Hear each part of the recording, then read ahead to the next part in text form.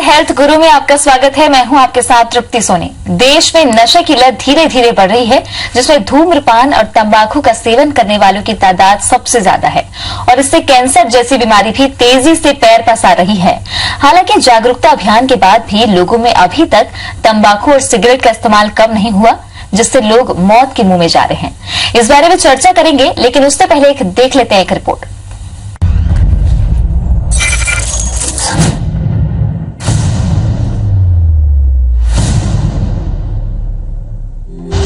धूम्रपान करना स्वास्थ्य के लिए हानिकारक है। ये लाइन तंबाकू से बने लगभग हर प्रोडक्ट पर लिखी होती है, लेकिन इस पर ध्यान बेहद कम लोग ही देते हैं। या यूं कहा जाए कि वो सब कुछ जानते हुए भी इसे नजरअंदाज कर देते हैं। इसका दुष्परिणाम ये है कि आज देश ही नहीं, दुनिया भर में लाखों लोग तंबाकू की वजह से मर रहे हैं। विश्व स्वास्थ्य संगठन की एक रिपोर्ट के मुताबिक हर साल लगभग 60 लाख से अधिक मौतें तंबाकू की वजह से हो रही है। इनमें से ज्यादातर लोग वो होते हैं जो तंबाकू का सेवन करते हैं या फिर जिन्होंने कभी न कभी तंबाकू का सेवन किया है। वहीं करीब 6 लाख लोग पैसिव स्मोकिंग यानी कि केवल सिगरेट के धुएं का शिकार होकर मौत के मुंह में समा जाते हैं। एक अनुमान के मुताबिक दुनिया में हर 6 सेकंड में एक व्यक्ति की मौत तंबाकू की वजह से होती है। और वर्तमान में जो लोग तंबाकू का सेवन कर रहे हैं, उसमें से भी करीब आधे तंबाकू की वजह से ही मारे जाएंगे। शायद इसी वजह से पूरी दुनिया में धूम्रपान के खिलाफ जागरूकता फैलाने के लिए मई महीने की 31 तारीख को विश्व तंबाकू निषेध दिवस मनाया जाता है। तो अगर आप अपनी और अपने परिजनों की चिंता करते हैं तो धूम्रपान की लत से दूर ही रहिए, क्योंकि इसी में आपकी, हमारी और सबकी भलाई है। Bureau report, IPC 24। तो आपने देखा रिपोर्ट में कितना हानिकारक है तंबाकू और इसका सेवन। इस विषय में चर्चा करेंगे। हमारे साथ डॉक्टर प्रियंका, ओरल पैथोलॉजिस्ट, मौजूद है स्टूडियो में। आपका बहुत बहुत स्वागत है। Thank you. प्रियंका जी, जानना चाहूंगी आपसे कि तंबाकू के पैकेट में ये तो लिखा होता है कि सेहत के लिए हानिकारक है, फिर भी लोग इसका इस्तेमाल करते हैं, सेवन करते हैं। तो दर्शकों को हम जानना चाहेंगे आपसे कि बताइए कितना हानिकारक है। जी, ये बहुत ही ज्यादा हानिकारक है। और तंबाकू, गुटखा, सिगरेट, शराब और छत्तीसगढ़ में सबसे ज्यादा इस्तेमाल किया जाने वाला गुड़ाखू, इससे कैंसर तो होता ही है, लेकिन कैंसर से पहले की होने वाली जो संभावना है, प्री कैंसरस स्टेज, इसके मरीज काफी ज्यादा बढ़ रहे हैं। मरीजों के बढ़ने का आंकड़ा अगर देखें तो अभी तक क्या डाटा निकलकर सामने आता है? सरप्राइजिंगली अभी जो 2013 का रिव्यू डाटा निकला था ओरल कैंसर और प्री कैंसर का, उसमें छत्तीसगढ़ जो है वो भारत में 7वें नंबर पर स्थान कर रहा है। और इसमें 58% पॉपुलेशन छत्तीसगढ़ की जो है वो किसी न किसी प्रकार की नशे या गुटखा, तंबाकू के सेवन में पाई गई है, जिसमें फीमेल्स जो है सबसे ज्यादा 23% अफेक्टेड पॉपुलेशन है। हम पहले ये सोचते थे कि हाँ सिर्फ मेल्स ही हैं जो इस नशे से पीड़ित है, बट आजकल फीमेल्स में और इवन 15 साल से छोटे बच्चों को भी इन चीजों की लत लग चुकी है। जी, छोटे बच्चों की आपने बात कही है, 15 साल के छोटे बच्चे भी, तो ऐसे में उनको इन सब बीमारियों से दूर करने के लिए या फिर इस लत से दूर करने के लिए क्या कुछ स्ट्रेटेजी या क्या जागरूकता पेरेंट्स को निभानी चाहिए?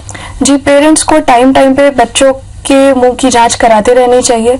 और जैसा कि हेल्थ चेकअप होता है, वैसे ही हर 6 महीने में एक डेंटल चेकअप कराया जाए, जिसमें प्रॉपर मुंह की स्क्रीनिंग हो। अगर बच्चों के मुंह में किसी भी प्रकार की चमड़ी में बदलाव, सफेद या लाल तरीके के चकत्ते या फिर छाले आते हैं, इस तरीके की शिकायत लाते हैं, तो उन्हें भी समय पर जांच करानी चाहिए। जी, तंबाकू के सेवन से बहुत सारी बीमारियां भी होती है, खास तौर पर कैंसर जो है वो काफी हानिकारक है और बड़ी बीमारी है। तो तंबाकू के सेवन से किस तरह का कैंसर होता है, ये जानना चाहेंगे आपसे। सबसे कॉमन जो तंबाकू की वजह से कैंसर होता है, उसे हम मेडिकल भाषा में स्क्वैमस सेल कार्सिनोमा बोलते हैं। ये काफी एडवांस्ड कैंसर होता है, जो कि मुंह, जीभ, गले वहां तक जाकर फैल जाता है।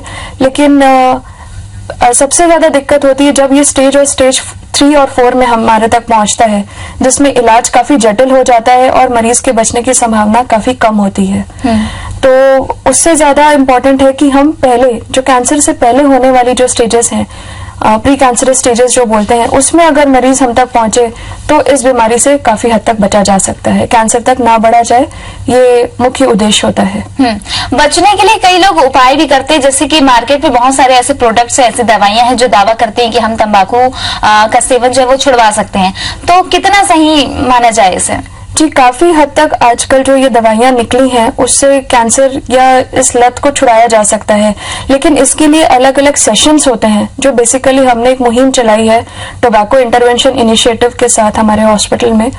उस मुहिम के तहत हम पेशेंट्स को काउंसिल करते हैं और 8 से 10 हफ्ते तक का ये एक सेशन होता है जिसमें अलग अलग स्टेजेस के एडिक्शन को छोड़ने का प्रयास किया जाता है।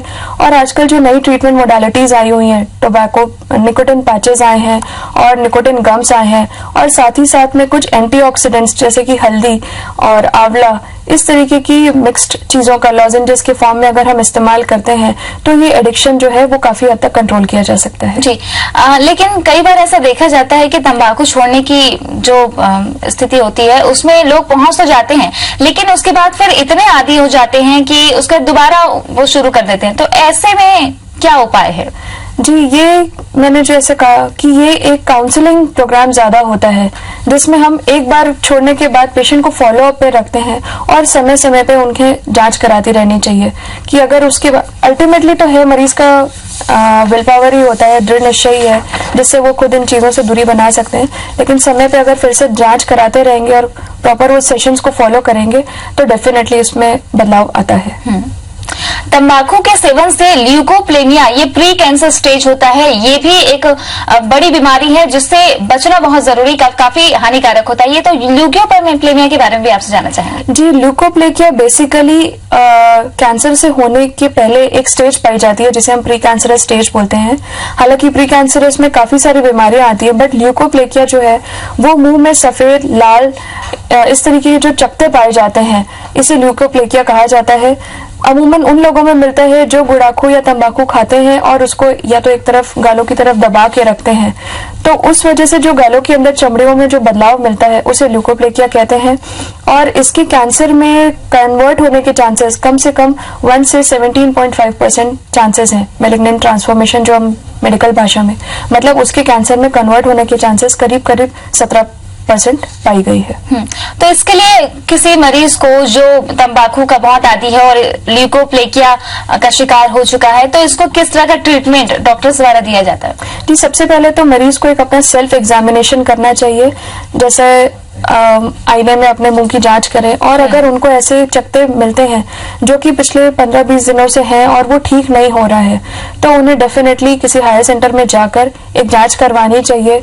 शुरुआत में अगर ये बहुत ही शुरुआती लीजन रहता है तो उसके लिए दवाइयां दी जाती हैं, और अगर उससे वो ठीक नहीं होता है तो फिर एक सामान्य जांच, बायोप्सी जो हम बोलते हैं, इसमें जांच का एक टुकड़ा लिया जाता है और फिर उसकी माइक्रोस्कोपिक एग्जामिनेशन होता है। तो उससे समझ में आता है कि वो किस स्टेज पर है और क्या वो चिंताजनक है, वो जो चकता था, और फिर उसके बाद हर 6 महीने में एक फॉलोअप करवाते रहना चाहिए। बिल्कुल सावधानी जरूरी है क्योंकि तंबाकू का सेवन काफी हानिकारक है और इस तरह की बीमारियां प्री कैंसर भी हो सकता है। इस बारे में और चर्चा करेंगे डॉक्टर प्रियंका से, लेकिन यहाँ पर रुकेंगे एक छोटे से ब्रेक के लिए।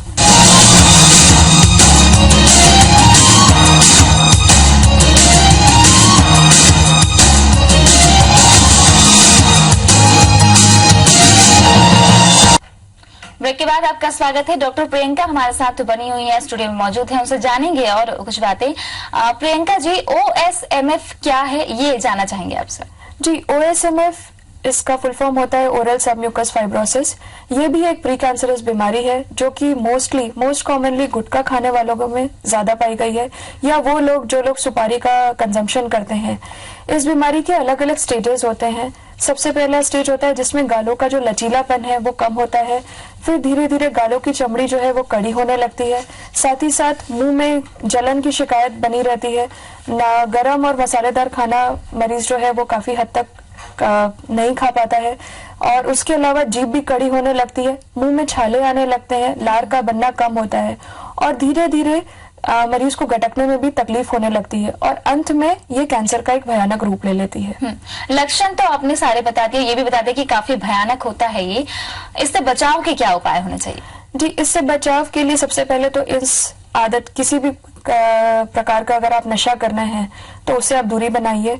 दूसरी चीज, इसके 2-3 स्टेजेस होती हैं। अगर शुरुआती स्टेज है तो उसमें कुछ दवाइयां लेकर हम मुंह खोलने और बंद करने की अगर एक्सरसाइज शुरू करते हैं तो ये गालों का जो लचीलापन है वो फिर से वापस उसी स्टेज पे मिल सकता है।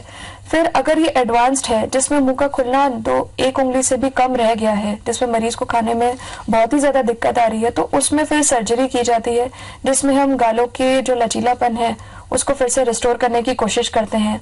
और ऐसे मरीजों को सबसे ज्यादा इंपॉर्टेंट होता है कि लाइफ लॉन्ग फिजियोथेरेपी एक्सरसाइजेस करनी पड़ती है।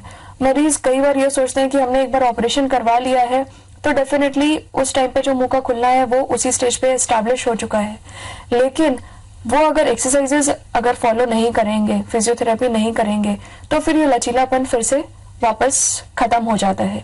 इसलिए फिजियोथेरेपी लाइफ लॉन्ग ऐसे केसेस में एडवाइज रहती है।